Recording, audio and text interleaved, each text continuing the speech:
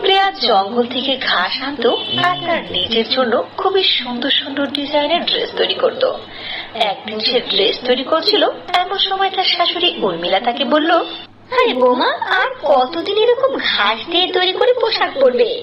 এলাকার মানুষ তো আমাকে বিভিন্ন রকম কথা শোনায়। আজই মার্কেটে গিয়ে তোমার জন্য আমি কাপড় কিনে আনবো। না মা, তার দরকার নেই, এমনি সংসারে অনেক অভাব অনটন।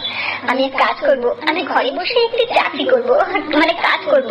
বৌমা, তুমি ঘরে বসে আর কি কাজ করবে? তুমি তো বেশি লেখাপড়াও করোনি। কাজ করতে হলে তোমাকে মানুষের বাড়ি থেকে চাকরির কাজ করতে হবে। এরই মধ্যে সেখানে তার স্বামী বিকাশ চলে আসলো আর বলল, মা, তার আর দরকার হবে না। প্রিয়া অনেক মেধাবী, ও ছেলে মেয়ে দুইজনেরই পোশাক তৈরি করতে পারে। আমি যখন জঙ্গলে একবার অসুস্থ হয়ে গিয়েছিলাম না, তখন ও আমার জন্য তৈরি করেছিল। আসলে বিকাশ একজন প্রাইভেট ইঞ্জিনিয়ার ছিল। সে গরমের ছুটিতে